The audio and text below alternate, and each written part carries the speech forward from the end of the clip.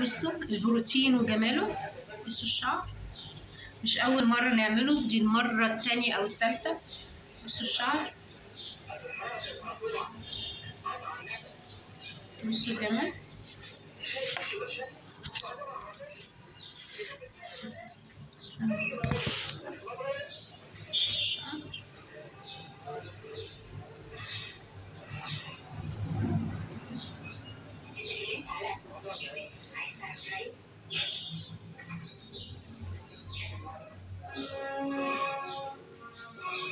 دي تالت او رابع مرة نعمله الفيلر.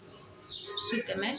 الشعرية كل ما بتتعمل كل مرة بتبقى احسن من التانية. الشعرية